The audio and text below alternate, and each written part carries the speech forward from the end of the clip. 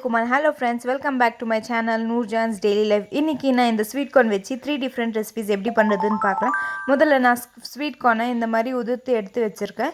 அடுத்ததா ஒரு panல இல்ல அடுத்ததா ஒரு பாத்திரத்துல ஒரு கிளாஸ் அளவுக்கு தண்ணி சேர்த்துக்கலாம்.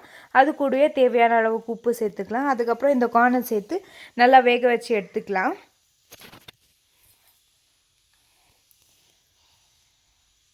இது நல்லா ஒரு 10 to 15 minutes அளவுக்கு வேக வச்சு எடுத்துக்கலாம். நல்லா வெந்து வரட்டும்.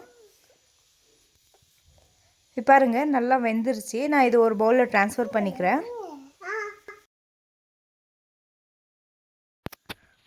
அடுத்ததா நம்ம கடாய் வச்சுக்கலாம். கடாய் சூடானது ஒரு டீஸ்பூன் அளவுக்கு பட்டர் சேர்த்துக்கங்க.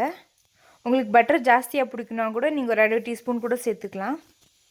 நான் அடுத்ததா ஒரு 2 டேபிள்ஸ்பூன் அளவுக்கு வேக வச்சிருக்கிற ஸ்வீட் கார்ன் சேர்த்துக்கிறேன்.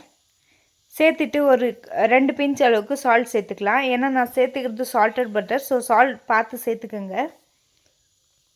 இதை நல்லா ஒரு 2 நிமிஷம் சாட்டே பண்ணிக்கலாம். பாருங்கள் 2 நிமிஷம் சாட்டே பண்ண பிறகு நம்ம பட்டர் ஸ்வீட் கார்ன் ரெடி ஆகிடுச்சு. இது நம்ம ஒரு பவுலுக்கு ட்ரான்ஸ்ஃபர் பண்ணிக்கலாம். அடுத்ததாக அதே கடாயில் ஒரு டீஸ்பூன் அளவுக்கு பட்டர் சேர்த்துக்கோங்க. பட்டர் சேர்த்துட்டு ஒரு 2 டேபிள்ஸ்பூன் அளவுக்கு வேக வச்சுக்கிற ஸ்வீட் கார்ன் சேர்த்துக்கலாம்.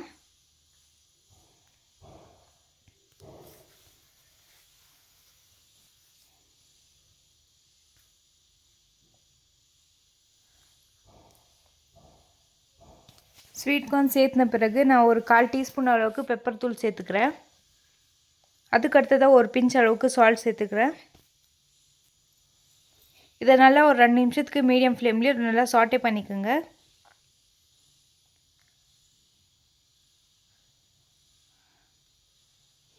நல்லா சாட்டே பண்ண பிறகு இப்போ நம்மளோட பெப்பர் ஸ்வீட் கார்ன் ரெடி ஆகிடுச்சு ஃப்ரெண்ட்ஸ். இதை நம்ம ஒரு பவுலுக்கு ட்ரான்ஸ்ஃபர் பண்ணிக்கலாம்.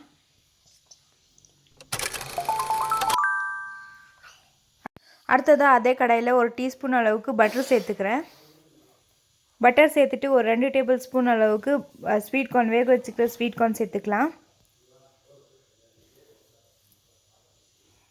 அடுத்ததாக ஒரு பிஞ்ச் அளவுக்கு சால்ட் சேர்த்துக்கலாம். சேர்த்துட்டு ஒரு 2 பிஞ்ச், அதாவது 1/4 டீஸ்பூனுக்கு கொஞ்சம் கம்மியாக சில்லி பவுடர் சேர்த்துக்கிறேன்.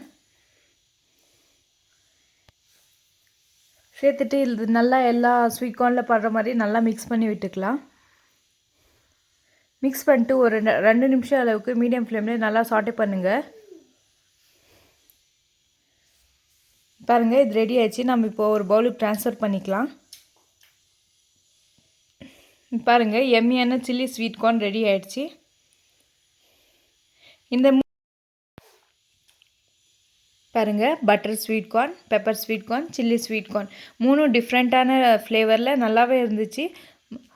ரொம்பவே டேஸ்ட்டாக இருந்துச்சு. இது நல்லா சூடாக இருக்கும் போதே சர்வ் பண்ணுங்கள், அப்போ தான் நல்லாயிருக்கும்.